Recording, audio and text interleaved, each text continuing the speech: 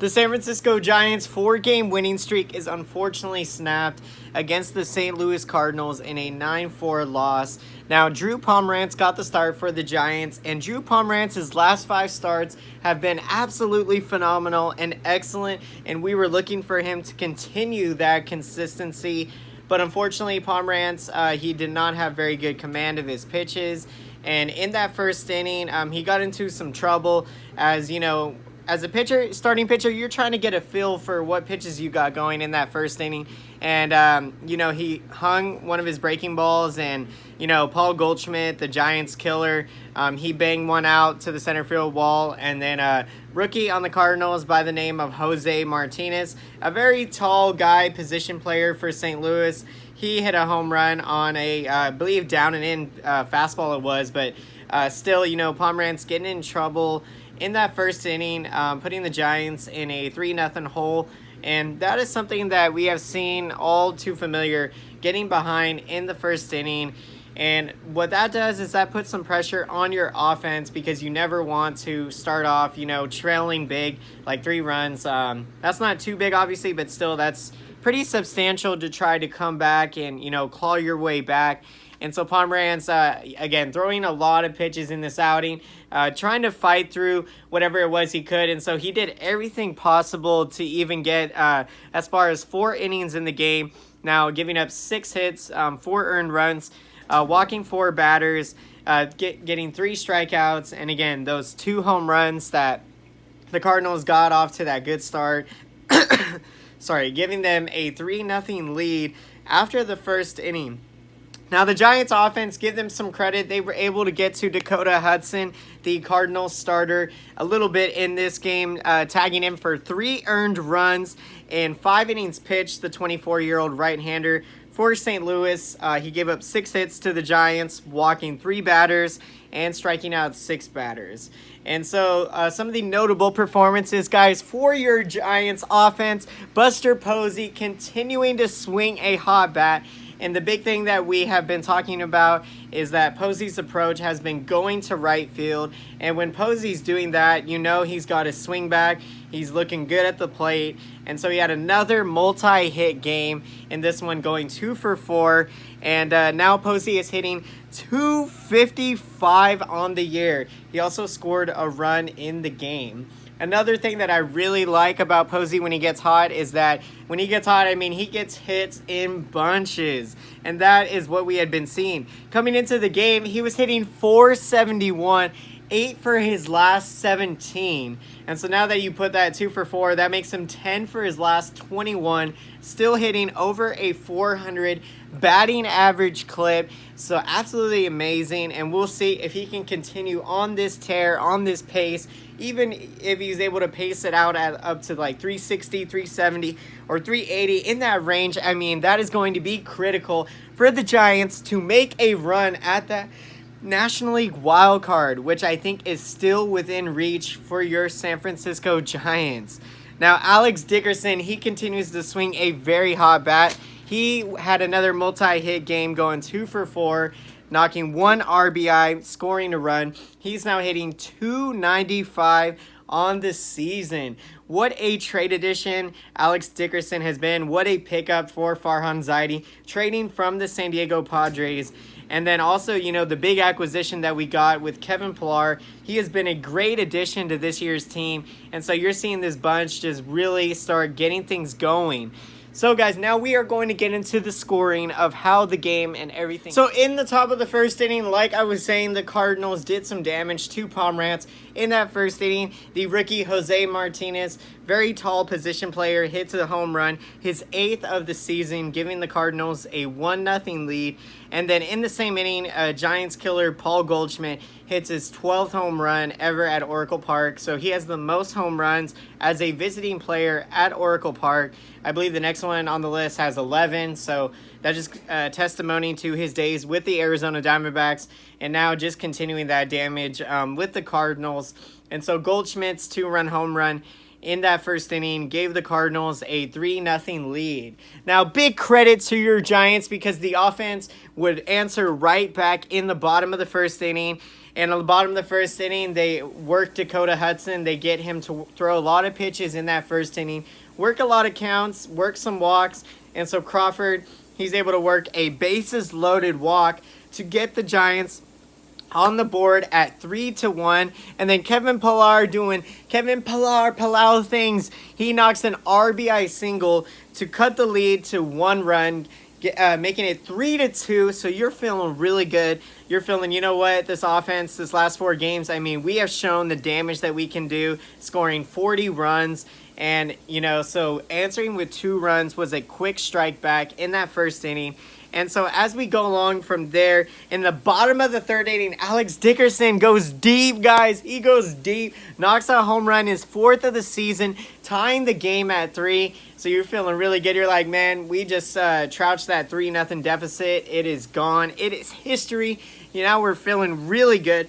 Now, the Cardinals would answer back in the top of the 4th inning, thanks to a Tommy Edman RBI triple. So that would give them back the lead at 4-3. And then in the top of the 5th inning, Matt Wieters, the catcher, knocks an RBI single, extending their lead to 5-3 at that point.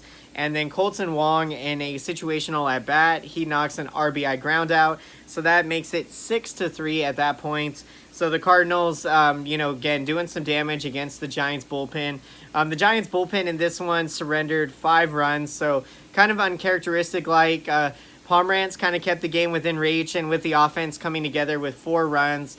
Again, you know, the bullpen, had they been able to keep things a little bit more tight, maybe this game could have ended differently. But again, you know, you can't always expect the bullpen to be lights out every single night.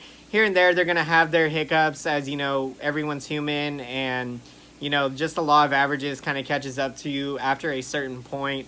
And so as we go along from there, the Cardinals continue to add on. In the top of the 7th inning, Dexter Fowler, he knocks an RBI triple. That makes it 7-3. Colton Wong answers with an RBI single, making it 8-3. Now, in the top of the 9th inning, Dexter Fowler comes up again and does some more damage. He knocks his 10th home run of the year, making the score 9-3 at that point. Now, in the bottom of the 9th inning, the Giants would not go down without a fight.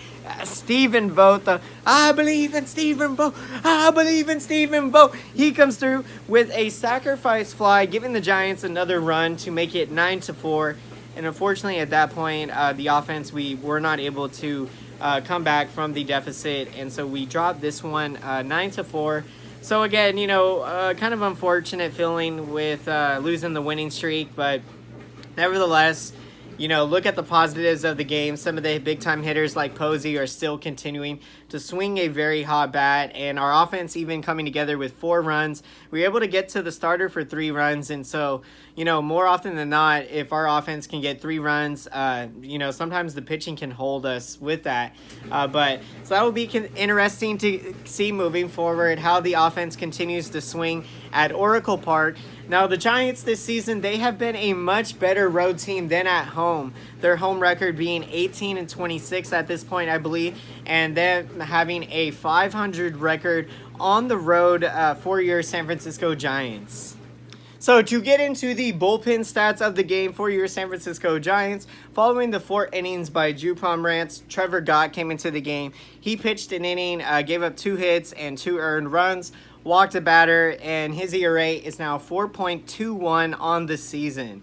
Now, Mark Melancon came in after him, and unfortunately, too many times that we see Melancon of late has been struggling.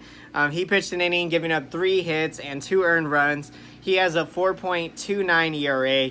And so Melancon had been pitching very well in the season with a sub-2 ERA. Now the ERA is starting to balloon up there, and so you wonder... you wonder maybe if he's starting to get a little tired, because obviously coming back from the injury and, kind of adapting back to pitching multiple innings throughout the season. So that'll be interesting to see moving forward, to monitor the progress of Mark Melancon. Now, Derek Holland came in after him, pitched 2 innings, giving up 1 hit, 1 walk, striking out 3 batters and whittling down that ERA now for Holland. Now it's down to 5.83 on the season. Ray Black was able to pitch an inning. He gave up an earned run, 2 hits, got 2 strikeouts still, so a pretty good outing there for him. And so look for Ray Black. Really great to see him back up, so pitching again. So that is another really exciting story to see moving forward. So guys, as we look ahead to the future, to the San Francisco Giants, next game in the series, we are going to be sending Madison Bumgarner to the hill, the lefty. He is coming in strong. His last outing last Sunday against the division rival, Arizona Diamondbacks.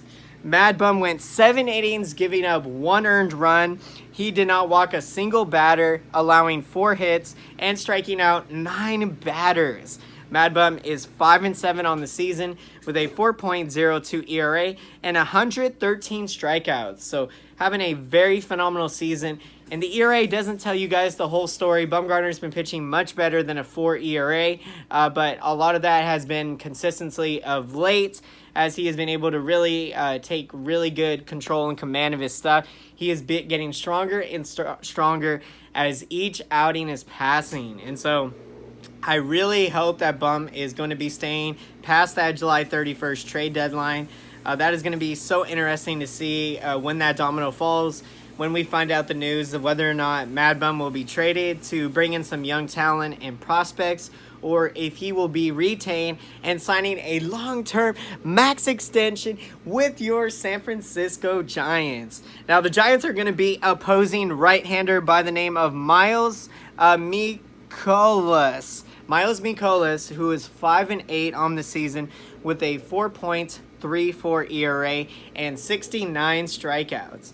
So again, Giants been playing a very hot brand of baseball. Let's get right back into that win column. Let's try to secure our 40th win of the year, guys. This will be a big one.